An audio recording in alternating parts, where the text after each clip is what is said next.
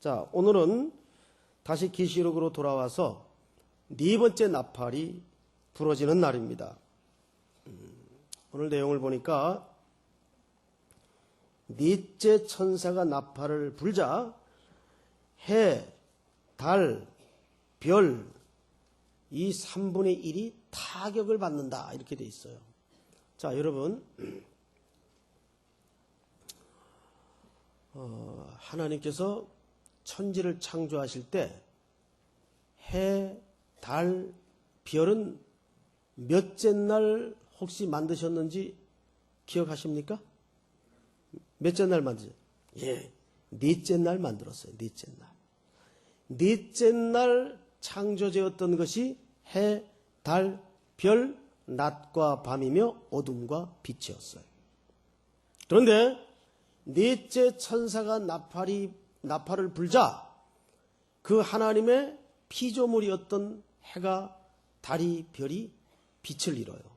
자, 이것은 무엇을 암시하는가 하면 하나님의 궁극적인 심판은 총체적이고 우주적이 될 것이다. 이거를 암시합니다. 아울러 여러분, 결과론적인 얘기지만은 해와 달과 별이 빛을 잃으면 나타나는 현상이 뭘까요? 어두움입니다. 깜깜해져요. 자, 제가 이제 오늘 계시록 29번째 시간인데 계시록 강의를 하는 시간마다 거의 강조했던 바가 뭐냐 하면 계시록에 나타나는 이런 묵시적 그림은 독립적이지 않다.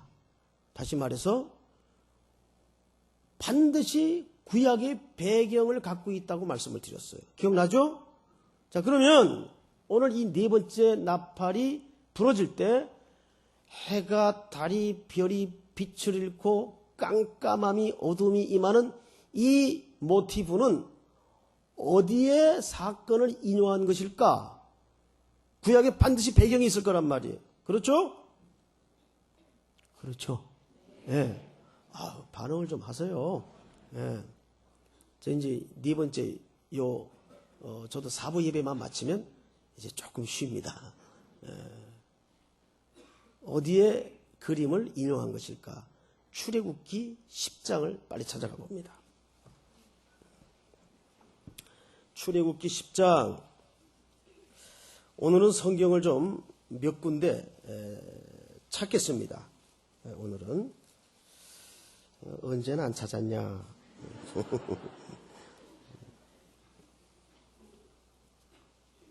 10장 21절을 우리 시온 찬양대께서 소리를 맞추어서 4부로 읽어주시기 바랍니다. 자, 시작.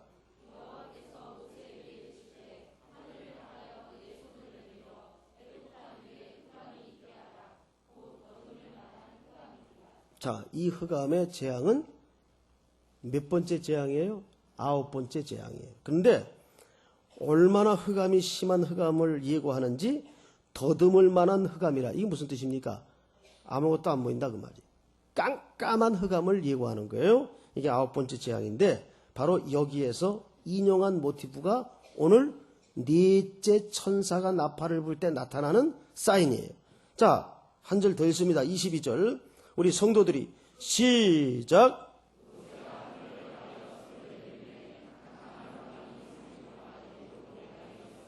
23절은 전체가 같이 읽습니다. 시작. 그동안은 사람들이 서로 볼 수 없어. 자기 처소에서 일어나는 자가 없어. 온 이스라엘 자손들이 거주하는 곳에는 빛이 있었더라. 할렐루야. 자, 여기 보세요. 하나님께서 바로가 완고히 고집을 꺾지 않고 백성들을 놓아주지 않자 9번째 재앙으로서 흑암의 재앙을 내려요. 여러분, 흑암의 재앙이 있다는 것은 해와 달과 별, 이 발광체가 빛을 잃었다는 얘기죠. 그러자 어둠이 임했어요. 그런데 여기 성경을 잘 들여다보면 이 어둠의 모티브와 슬쩍 대비되는 현상이 하나 나타나 있어요. 하나님의 백성들이 거주하는 곳에는 뭐가 있었더라? 빛이 있었더라. 할렐루야. 자, 이건 뭘 얘기하느냐? 오늘 넷째 천사가 나팔을 불 때 나타난 해, 달, 별, 이 세 개가 빛을 잃었다는 어둠의 재앙은 즉 그 심판의 대상이 누구냐를 설명하는 겁니다. 하나님의 백성이 아니라는 얘기예요. 자, 이걸 아셔야 돼요. 요한계시록 강해를 여러 군데서 하고 여러 책에 나와 있어요. 또 여러 설교가 써져 나오고 있어요. 그런데 다는 그런 건 아니나 아주 극히 일부가 잘못된 해석에 의해서 이 요한계시록을 통해서 요한계시록을 빌미로 성도들에게 거의 협박성 설교를 하는 경우가 있어요. 이대로 안 살면 이 같은 재앙을 받는다. 여러분, 이 재앙은 하나님의 백성들하고는 전혀 관계가 없는 재앙입니다. 자, 그 다음 10번째 재앙도 하나님의 백성들에게 임했던 재앙입니까? 임하지 않았던 재앙입니까? 하나님의 백성들에게 임하지 않았어요. 즉 어둠의 재앙은 바로의 통치 밑에 있던 애굽 전역에 임했던 재앙임이었음에도 불구하고 하나님의 백성들이 살고 거주하고 있던 곳에는 뭐가 있었더라? 빛이 있었더라. 제가 방금 하나님께서 어떤 그 뜨거운 은혜를 부어주시냐면 요 의자에 앉아 있는데 우리 찬양대가 그 예배 시작 전에 그 불렀던 찬양이 뭐죠? 네? 신랑 되신 예수께서 다시 오실 때 그 다음에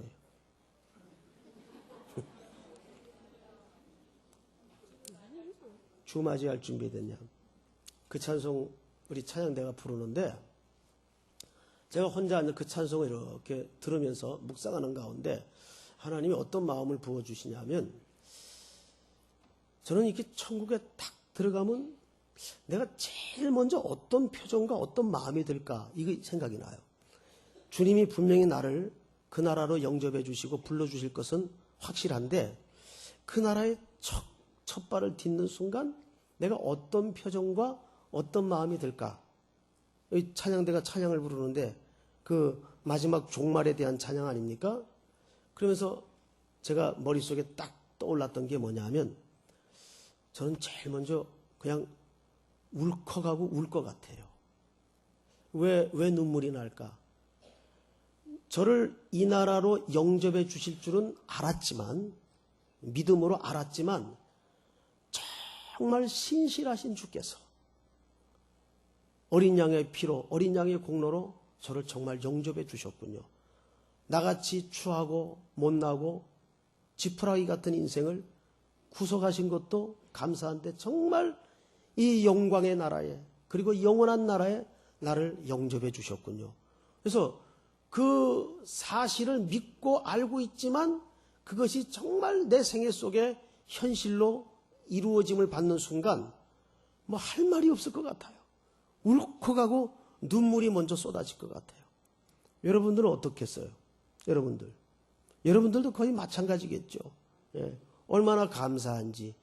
여기 지금 온 땅에 흑암이 임해요. 그런데 어린 양의 피로 구속함을 입은 하나님의 자녀들은 비침이 있어요. 할렐루야. 비침이 있어요. 그러니까 이 네 번째 나팔에 대한 담아진 의미는 뭐냐면 하나님의 자녀들에게 대한 심판이 아니라 하나님의 통치를 벗어나 거역하며 살았던 자들에 대한 궁극적 그림을 설명하고 싶은 겁니다. 자, 다시 계시록으로 넘어가 보세요.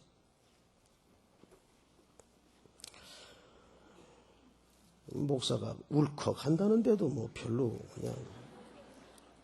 자, 오늘 본문 보세요. 12절. 넷째 천사가 나팔을 부니 해 3분의 1과 달 3분의 1과 별들의 3분의 1이 타격을 받아. 여기 타격을 받는다는 말은 에프레게라는 말인데 이 말은 회복 불능의 치명적 상태를 얘기합니다. 3분의 1은 그렇게 회복 불능의 치명적 상태를 당할 것이다. 자, 그런데 보세요. 이 말을 뒤집어 보세요. 뒤집어 보면 이것이 완전한 심판이라는 얘기입니까? 아직 여지가 있다는 얘기입니까? 그렇습니다.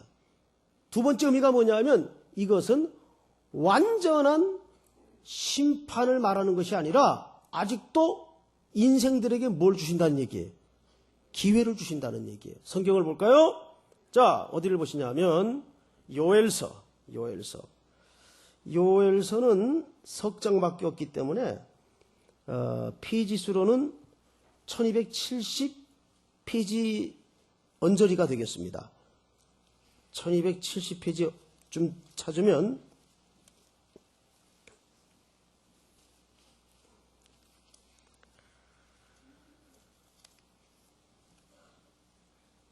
자, 찾았죠? 예, 2장 31절. 자, 우리 찬양대. 자, 31절 읽습니다. 시작.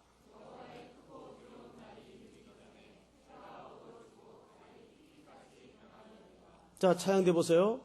해가 달이 빛을 잃죠. 변합니다. 변하는데 시제를 잘 보세요. 31절. 여호와의 크고 두려운 날이 이를 때에 라고 돼 있어요. 이르기 전에 라고 돼 있어요. 이르기 전에. 이 무슨 얘기예요? 즉 여호와의 크고 두려운 날이 있는데 그 두려운 최종적인 완전한 심판의 날이 임하기 전에 해가 달이 빛을 잃어서 뭘 한다는 거예요? 아직도 돌아올 영혼들에 대하여 경고를 한다는 거예요. 아멘? 자, 그 다음 절 32절을 우리 성도들이 다 함께 읽겠습니다. 시작. 누구든지 여호와의 이름을 부르는 자는 구원을 얻으리니 이는 나 여호와의 말대로 시온산과 예루살렘에서 피할 자가 있을 것이며 남은 자 중에 나 여호와의 부름을 받을 자가 있을 것임이라. 자, 그렇죠? 즉 오늘 이 네 번째 나팔에 담아진 중요한 또 하나의 의미는 뭐냐 하면 3분의 1이라는 타격을 받는다는 이 수치는 뒤집어 생각해서 아직도 기회가 있다라는 말입니까? 없다라는 말입니까? 있다라는 말. 믿습니까, 여러분? 하나님께서는 이렇게 우리의 회복과 돌아옴을 위해서 아직도 기다리고 있어요. 그러니까 우리가 하나님 앞에 먼저 선자로서 계속 이 복음을 듣지 못하는 이들을 향해서 전하고 선포해야 될 삶의 숙제가 있습니다. 믿습니까? 자, 그러면 이제 이쯤에서 우리가 중간 결산을 한번 해봅시다. 어떤 결산을 하냐면 계시록이 어려운 게 문학적 표현에 대한 이해가 있어야 되는데 그냥 뭐 깜깜해진다. 그 뭐 어떻게 됐다는 얘기냐? 예? 추상적이란 말이에요. 그래서 그 깜깜하다는 말이 도대체 무슨 일이 일어난다는 얘기냐? 어떤 영적인 상태를 말하는 거냐? 모르겠어요.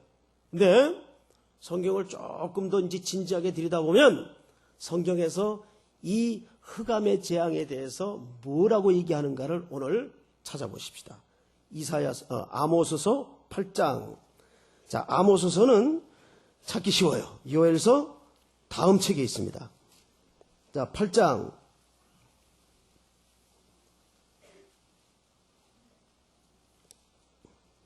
찾았죠? 네, 8장. 몇 절을 보시냐면 9절. 자, 우리 또 찬양대께서 한번 한 절만 시작.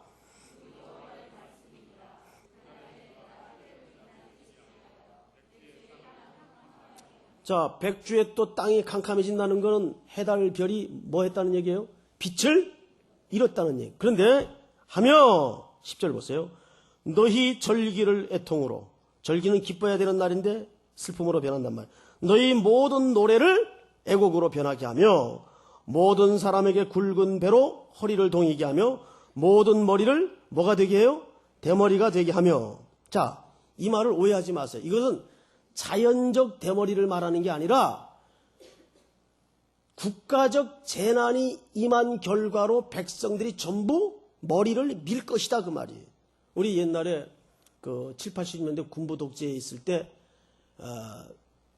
군사정부의 항구에서 나라의 슬픈 상황을 상징해서 성직자들이 전부 학생들하고 같이 머리 깎고 그랬죠. 그런 의식처럼 이 백성들이 나라에 재앙이 임하니까 뭐예요? 그 표시로 머리를 전부 민다 그 말이에요. 예? 이게 성경에 나오는 하나의 유대 예식이에요. 자, 보세요. 몇 절을 보시냐면 독자의 죽음으로만, 이 독자라는 것은 뭐예요? 하나밖에 없는 아들. 예? 독자의 죽음으로 말미암아 애통하듯 하게 하며 결국은 공고한 날과 같게 하리라. 자, 잘 보세요. 11절. 주 여호와의 말씀이니라. 보라, 날이 이를지라. 내가 기근을 땅에 보내리니 양식이 없어 주림이 아니요 물이 없어 가람이 아니요 하나님의 여호와의 말씀을 듣지 못한 기갈이라. 자, 보세요. 말씀이 없어 기갈이라 그랬어요? 듣지 못해 기갈이라 그랬어요? 이게 무슨 얘기인지 아십니까? 여러분, 디모데서에 보면 말세의 큰 징조 중에 하나가 첫 번째가 뭔지 아세요? 사람들이 진리의 귀를 기울이지 않는 징조가 있습니다. 이거는 오늘날 상황에도 똑같습니다. 자, 이스라엘 장구한 역사를 돌아보세요. 칠흑처럼 어두웠던 역사가 언제적 역사입니까? 이스라엘 전 역사 속에 가장 어두웠다는 역사를 꼽으라면 언제적 역사를 꼽겠어요? 사사기 시대입니다. 그런데 여러분, 사사기 시대의 대표적 특징이 뭐예요? 하나님의 말씀이 끊어진 시대예요. 하나님의 말씀이 바로 선포되지 못하던 시대예요. 그것이 뭐예요? 어두움이에요. 그것이 재난이에요. 믿습니까, 여러분? 그것이 깜깜함이라 이 말이에요. 아멘? 자, 보세요. 디모데후서 4장을 열어보십시다. 디모데후서 4장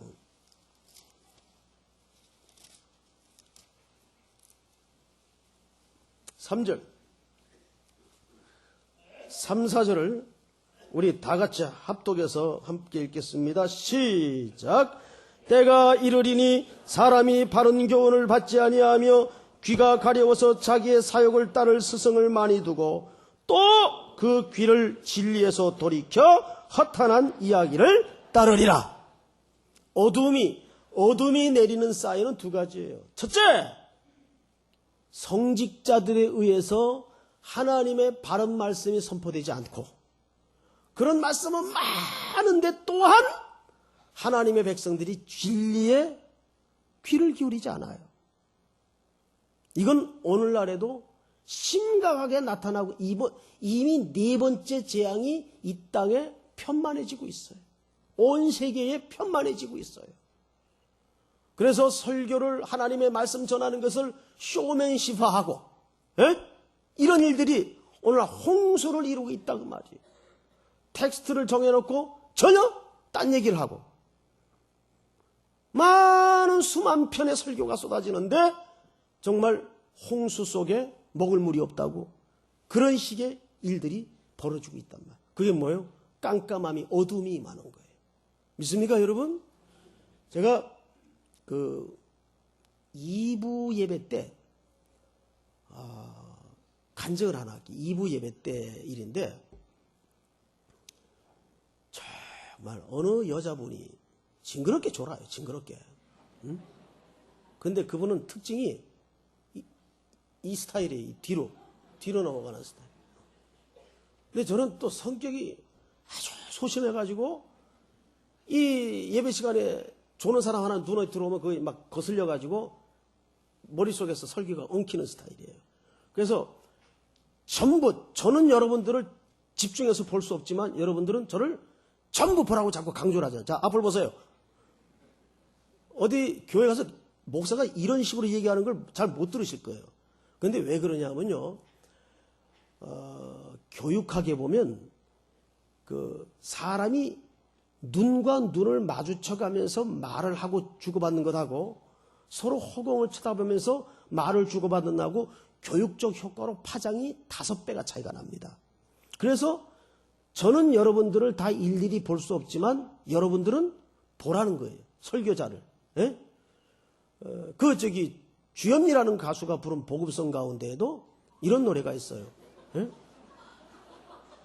마주치는 눈빛이 무엇을 말하는지 난 정말 몰라. 예? 모르긴 뭘 몰라요. 그러니까 눈을 마주쳐야 된단 말이에요. 눈을. 예? 그러니까 근데 이분은 시작 땡 하면은 그냥 뒤로 넘어가는 거예요. 야, 내가 석 달을 봤어, 석 달을. 얼마나 2부 예배만 되면 부담이 오는지. 그래서 정말 내려가면 그분을 위해 제가 기도가 나와요. 하나님, 근데 결석도 안 해 또. 꼬박꼬박 출석을 해. 그런데 어느 날부터 그분이 눈이 열어지더니 저를 집중해서 제가 신경이 쓰여가지고 자꾸 그분만 보게 돼요. 그런데 그분이 어느 날부터 눈을 반짝거리고 저를 주목하기 시작하는데 그렇게 달라질 수가 없어요. 오늘도 나와서 예배드리고 갔어요. 오늘도. 예? 김 집사님이라는 분인데 요즘은 너무 이뻐요. 너무. 그런데 그 분의 이면을 들여다보니까 하나님의 은혜를 받았어요. 이분이. 근래에. 그래서 생활이 바뀌고 예배 태도가 바뀌고 여러분 이거 예배 시간에 조는 거는 육신의 피곤한 문제 아닙니다. 예? 우리 청년 아이들이 하루에 몇 시간씩 자면서 공부하는지 아세요? 2시간, 3시간 자면서 단기간에 승부를 걸어요. 우리 아이들이. 이게 처음에 그 이성원 목사가 새벽 기도를 한다길래 제가 그랬어요. 야, 너 걔네들이 하루에 그 몇 시간씩 자면서 공부하는 애들인지 아냐? 그랬더니 이 친구가 목사님, 왜 몰라요? 2시간, 3시간 잡디다 그래요. 그런데 걔들 데리고 새벽 기도가 되겠냐? 목사님, 절박하니까 더 나옵니다. 그 말이 맞아요? 틀려요? 그 말이 맞아요. 이거는 육신의 피곤한 문제가 아니에요. 예? 그러니까 어쩌다가 조는 거는 제가 이해를 하는데 아주 지조 있게 시종일관 조는 거는 그건 문제가 있어요. 영적으로. 그건 문제가 있는 겁니다. 왜냐하면 이게 안 들어오기 때문에 그래요. 말씀이 귀가 들어오질 않기 때문에 졸음이 올 수밖에 없는 거예요. 물론 제 책임도 있죠. 제 책임도. 자, 그런데 보세요. 그분이 생활이 바뀌었어요. 제가 우리 목회자들을 통해서 보고를 듣잖아요. 여러분들 신방 가정에 신방 다녀오면 우리 목사님들이 그 인터넷에다가 저만 볼 수 있게 다 보고를 써요. 이 가정의 지금 상황이 어떻습니다. 이 가정에 이런 아픔이 있습니다. 기도해 주세요. 그럼 제가 그걸 매일 체크를 합니다. 매일. 그래서 보고서가 안 올라왔다간 제가 문자를 바로 보내요. 보고서 빨리 보내. 좋은 말로 할 때 막 이래가면서. 그런데 그분이 완전히 변했어요. 그래서 지금 얼마나 예배에 집중하는지 몰라요. 근데 요즘 사람들이 자기 귀에 달콤한 얘기는 듣는데 하나님 말씀에 대한 관심이 없어요. 이거 들어도 되고 안 들어도 되는 이런 개념으로 이해를 한단 말이에요. 그러니까 어제 이제 토요일 날 오후 저희 샤론 교회 우리 이재훈 목사님 교회 뭐 좀 임직식이 있어서 와달라 그래가지고 갔다가 좀 늦게 왔어요.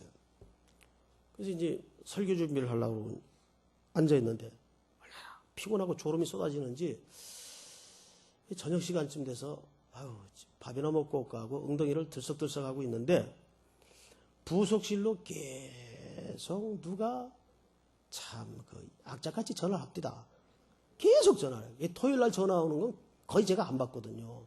토요일 날 전화 오는 걸 받아가지고 성도들하고 제대로 통화한 적이 한 번도 없어요. 전부 이상한 전화예요. 뭐 여기 좋은 땅 있는데 살 의사 없는지 이런 전화죠. 그래서 거의 안 받아요. 그런데 누군지 하여간 전화를 집요하게 하는 거예요. 그래서 이거를 받을까 말까 하다가 전화가 끝날 것 같질 않아. 전화 폼새가. 그래서 이제 전화를 받기 전에 이 누군지 야단을 좀 쳐야 되겠다 하고 전화를 딱 들고는 목소리를 깔았어요. 그 어제 저녁에 가지나 목이 탁 갈라지더라고요. 그러니까 갈라진 목소리에다가 저음으로 누구세요? 그러니까는 그 전화 속에 아주 청명하고 맑은 여자 음성인데 할렐루야 그래요. 누가. 그래서 긴장해가지고 예. 다시 이제 톤을 예. 누구십니까? 그랬더니 신분을 먼저 안 밝히고 기자번호를 좀 불러달래요. 그래서 기자번호는 왜요? 그랬더니 자기가 강남교회 죄진 게 하나 있대요. 너무 설교가 듣고 싶어서 말씀이 듣고 싶어서 테이프를 보내달라고 전화를 하니까 교회 직원이 바로 보냈대요. 54,000원어치를. 그러니까 굉장히 많은 양이죠. 54,000원어치면. 근데 자기는 당장 돈이 될 줄 알고 붙여줄 수 있을 줄 알고 그렇게 주문을 해가지고 물건을 타고 왔는데 돈이 없는 거예요. 54,000원을 보낼 돈이 없는 거예요. 그러니까 상당히 형편이 어려웠던 분 같아요. 김 집사님이라는 분인데 대한민국의 보통 명사입니다. 김 씨는. 그래 이제 그 죄책감으로 오랜 세월이 지났어요. 교회에 거짓말을 하게 된 거예요. 본의 아니게. 근데 여러분 사람이 나빠서 거짓말합니까? 돈 없으면 다 거짓말쟁이 되는 겁니다. 마음은 있어도 없는데 어떻게 해요? 그리고 이제 마음에 이렇게 짐덩어리로 갖고 있다가 이분이 청소부로 취직을 한 거예요. 그 이제 조금이겠지만은 고정 수입이 들어온 거예요. 제일 먼저 이 교회 테이프 값 좀 갚아야 되겠다 하고 이제 교회에다가 전화를 했는데 하필 제가 받게 된 겁니다. 근데 이분이 하는 얘기가 아직까지 제가 누군지는 몰라요. 전화의 여인은 제가 테이프값 54,000원어치하고 10만 원 감사헌금을 같이 보낼 텐데 그렇게 아십시오. 그 10만 원 감사헌금은 뭡니까? 근데 이분이 보내준 말씀 테이프를 듣다가 이분이 성령을 받았어요. 야, 하나님은 테이프를 통해서도 목마른 영혼들에게 역사를 하는 거예요. 그래가지고 그 힘겨운 나날을 살면서도 말씀을 듣고 자기가 춤까지 췄대요. 말씀 듣다가 너무 감사해서. 그런데 그래서 내가 참 신기해가지고 계속 물어봤어요. 어떻게 된 사연을 가진 여인인가? 근데 이분이 분당에 큰 집에서 잘 살았어요. 분당에. 분당이라는 동네는 천당 다음 아닙니까? 거기서 넓은 평수 아파트에서 잘 살다가 야, 오늘은 조는 사람이 하나도 없네. 잘 살다가 하여간 하나님이 한번 불면 여지없죠. 싹 날아가는데 정신이 없더래요. 하여간 뭐 순식간에 날아가는데 완전 거덜이 난 겁니다, 이분이. 그래가지고 빚쟁이들 눈피해서 강원도 산골짜기로 들어간 거예요. 그니 그 과정을 간단히 얘기하지만 그걸 겪어냈을 시간과 아픔을 생각하면 참 안 봐도 비디오더라고요. 안 봐도. 그러다가 그렇게 있다가 이제 어디 소식을 듣고는 우리 교회 이제 테이프를 주문하게 된 거예요. 이분이. 그러다가 이 말씀을 듣고 은혜를 입었어요. 그래서 자기가 그 말씀 듣고 비록 내가 지금은 청소하는 입장에 있지만은 내가 이런 궁지로 내몰리지 않았더라면 어떻게 됐을까? 하나님의 말씀이 임하면서 그걸 깨닫게 된 거예요. 하나님의 말씀이 임하면서. 그래서 이분이 말씀을 듣다가 춤까지 추면서 너무 감사해서. 그래서 지금은 이분이 기도 제목이 빨리 다시 분당으로 복귀해서 이게 기도 제목이 아니라 내가 지금 이런 상황이 있지만은 나를 새로 거듭나게 하시고 세상을 새로 보게 하시고 하신 하나님 앞에 얼마나 충만해 있는지 첫 마디가 할렐루야입니다. 첫 마디가 얼마나 충만해 있는지 제가 그걸 들으면서 참 감사했어요.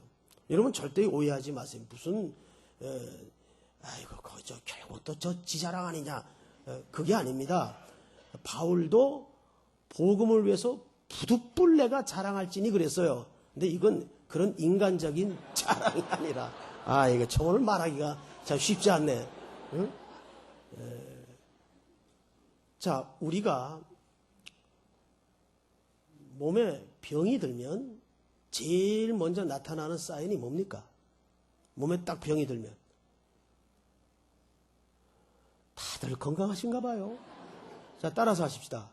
밥맛이 떨어진다. 자, 이건 정확한 겁니다. 물론 몸이 아파도 밥맛 안 떨어지는 애가 하나 있어요.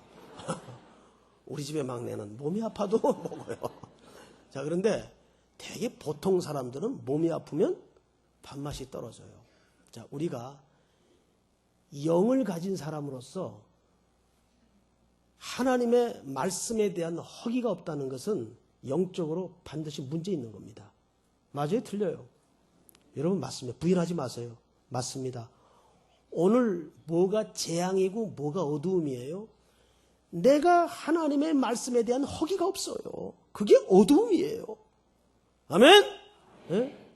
그런데 이 고난 많고 가치가 혼돈된 세상에 내 인생의 유일한 근거와 유일한 빛과 유일한 등불은 하나님 말씀밖에 없어요. 이 민족이 경제가 사만불대야 사는 게 아니에요. 이 민족이 하나님 말씀으로 제대로 돌아갈 때 교회도 살고 민족도 살아요. 민족의 소망은 교회예요. 믿습니까 여러분? 그 교회를 정결하게 붙드는 것은 오늘도 살아있는 좌우의 날성검과 같은 하나님의 말씀인 줄을 믿으시기 바랍니다. 그래서 우리 한국교회 앞에 여러분들이, 우리가 큰 교회는 아니지만은 정말 이 조국을 위해서 애국하는 길은 하나예요. 말씀 운동하는 거예요. 건강한 말씀. 아멘만 하지 마시고 성경통신 좀 하세요. 성경통신. 네? 지금 이 5,000명 되는 교회 성경통신이 400장. 말이 안 돼요. 1,000장은 넘어야지. 네?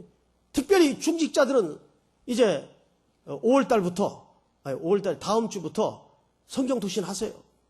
그렇게 해서라도 성경을 자꾸 읽어야 돼요. 오늘도 한 가지 확신은 이 말씀이 우리의 소망이며 우리를 치료하시고 구원하시고 회복케 하시는 유일한 능력의 하나님의 말씀이신 줄을 믿으시기 바랍니다.